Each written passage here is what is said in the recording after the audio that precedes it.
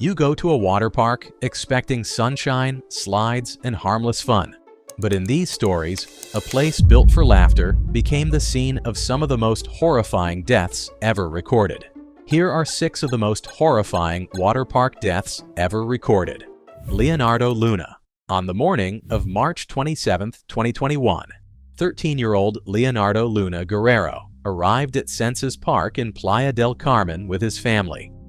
They had come from Durango, excited to enjoy a long-awaited vacation after recovering from COVID-19. One attraction caught Leonardo's attention, the Rio La Gente, a gentle artificial river designed for floating and relaxation. Leonardo stepped into the river with other visitors, letting the water guide him. His father, Miguel Angelino Calvan, was nearby watching his son enjoy himself, but beneath the surface, something was wrong. Unknown to the guests, a great covering part of the river's filtration system had been removed. As Leonardo floated forward, he suddenly felt a powerful force grip his leg. Before he could react, the suction pulled his leg straight into the uncovered system. The water dragged him downward, trapping him underwater. At first, people thought he was playing, but seconds passed and panic erupted. His father rushed towards him, fighting the strong current. Others joined, struggling desperately to pull the boy free. The suction was so strong that freeing him felt impossible, but after a frantic effort, they finally managed to release his leg. But then, Leonardo was unconscious. Miguel, a cardiologist by profession, immediately began CPR, his hands trembling as he breathed for his son and against his chest, trying to save him. Staff arrived, but they lacked essential equipment. Miguel requested a respirator, but none was available. An ambulance eventually arrived and took Leonardo to a private hospital. Doctors worked to stabilize him, but the time he spent underwater had done terrible damage. The next morning, Leonardo died from pulmonary hemorrhage as a result of drowning. Authorities later inspected the Rio La Gente and discovered that the family already knew the filtration system's cover had been removed, allegedly during unauthorized maintenance. Miguel accused both the park staff and medical personnel of mishandling the situation and failing to provide care when his son needed it the most. Caleb Schwab. The morning of August 7, 2016, felt like the perfect summer day at Schlitterbahn Waterpark in Kansas City. Families splashed through pools and laughter echoed everywhere. Caleb Schwab and his family had a special outing. That day was Elected Officials Day, an event that Caleb's father, a Kansas state legislator, attended each year. For Caleb and his brothers, it meant free rides, treats, and endless fun. Caleb and his older brother, Nathan, set their sights on park's most thrilling attraction, the Verrückt, the tallest water slide in the world. The slide towered at 168 feet. Its massive drop and steep second hill made it famous and feared. With no age restrictions, Caleb, at just 10 years old, was allowed to ride. He and Nathan climbed the 264 steps to the top of Verrückt, joining the line of other eager riders. Caleb took the front seat of a 3-person raft with 2 women sitting behind him. Nathan had already completed his ride and waited for his younger brother at the bottom, unaware that a tragedy was about to unfold. As Caleb's raft shot down the slide, everything seemed normal at first. But when it hit the second hill, the speed and weight shift lifted it off the surface. Caleb was forcefully thrown into the safety netting, where he struck a metal pole. The impact was fatal, causing severe injuries at the spot. Witnesses below watched in horror as the raft alongside Caleb's lifeless body descended. Nathan saw the terrifying incident and screamed in terror. Their mother, Michelle, rushed to meet Caleb, but bystanders held her back. The aftermath of Caleb's death left the family in grief and disbelief. An investigation began, revealing shocking safety failures. Turns out, Verrückt had been plagued with safety concerns earlier. Before Caleb's death, the slide design and construction were carried out by individuals without formal engineering expertise. Further investigation revealed that Caleb's weight in front of the raft contributed to the disaster by creating an imbalance.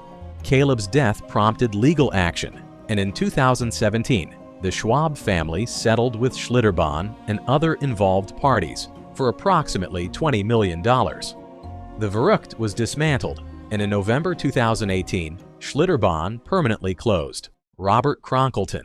In August 2019, at the Ocean of Fun, the large water park in Kansas City, one of the park's most popular attractions, the wave pool, was crowded with swimmers of all ages, jumping or floating with the artificial wave. Among them was Robert Kronkleton, enjoying the afternoon like every other guest. The wave rolled in cycles, then crashed forward with the force that made the pool exist. The water was packed, movement was chaotic, and visibility for lifeguards was strained. At the point during the wave cycle, Robert slipped beneath the surface. It happened quietly, no splash, no scream, nothing to draw attention. Surrounded by dozens of bodies in the consistent rise and fall of the wave, his disappearance went unnoticed. Seconds turned into minutes. 16 minutes passed before anyone spotted him. A lifeguard spotted something out of place and acted immediately. Robert was pulled from the pool as an emergency whistle cut through the noise. In an instant, the atmosphere of play and laughter turned into fear. Lifeguards and medical staff rushed in, beginning efforts to revive him. Paramedics arrived shortly, desperately trying to save him as he was rushed to the hospital. For a moment, there was hope, but the minutes underwater had done too much damage. Days passed in the hospital. Machines kept his body alive, but his brain had gone too long without oxygen. Ultimately, doctors declared Robert brain dead, and shortly after, he died. Caldas Novas is a city known across Brazil for its warm springs and lively water parks.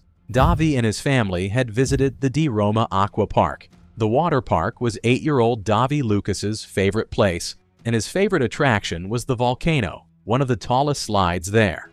Earlier that day, workers had dismantled part of the volcano slide, leaving the structure incomplete. Scaffolding surrounded the slide, and the entire area was supposed to be off-limits. But the barriers weren't enough to stop a child's natural curiosity. At some point in the afternoon, Davi slipped away from his father after using the bathroom and wandered toward the quiet, closed-off section. Unaware of the danger ahead, he climbed the stairs to the top of the slide.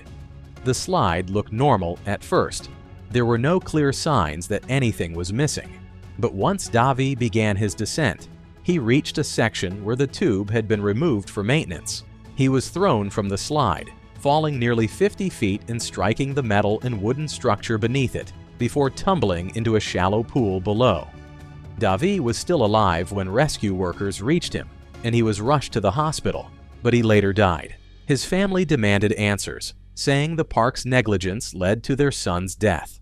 An investigation later confirmed the park's reckless handling of the ride's maintenance. Quimby Kaladi. On June 12, 1997, Waterworks USA in Concord, California was buzzing with excitement.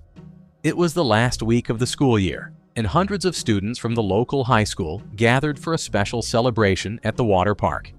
18-year-old Quimby Kaladi, alongside her mates, was excited to celebrate their last days of high school before embarking on another chapter of her life. She and her classmates, along with the chaperone, had boarded a bus early that morning, determined to make memories before graduation in a few days.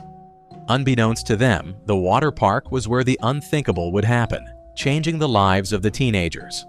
Waterworld USA, now known as Six Flags Hurricane Harbor Concord, was known for its towering slides and thrilling water attractions. Among its many rides, the Bonsai Pipeline stood out. It was known for its steep drops and fast twists, and with the excitement of the day also came a tradition. For years, the Napa High had clogged the water slide on their annual trip, a practice in which a group of students would pack the slide and go down in large numbers, defying safety rules.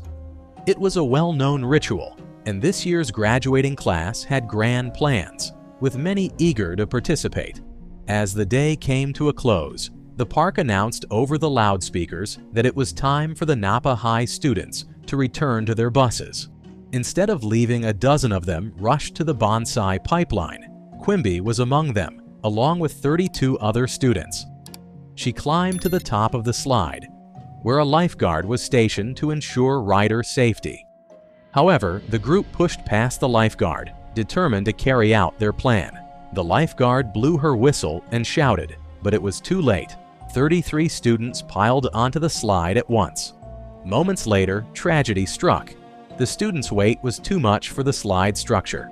The slide began to crack under the pressure, and in a matter of seconds, the section of the slide that held the most students collapsed, and the students fell 40 feet below, hitting the wooden support beams on their way down.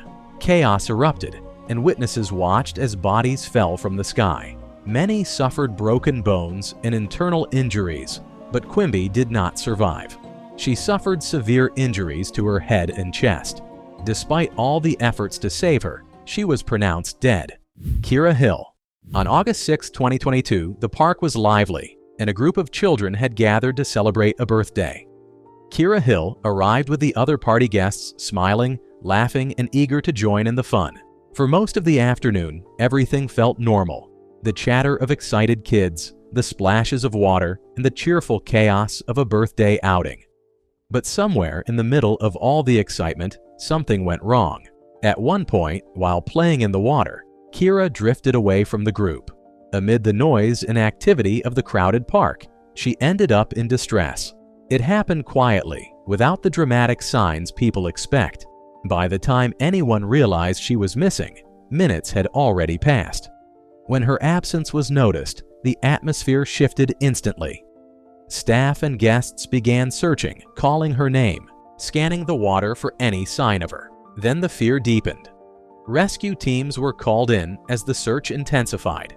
The water that had been a place of joy moments before was now full of urgency. When Kira was finally found, she was deep in water, her body unresponsive. Despite efforts to revive her, she did not survive. A day meant for celebration ended in a tragedy no one could have imagined. These tragedies remind us how quickly fun can turn into danger. If this video moved you, share, like, and subscribe for more true stories.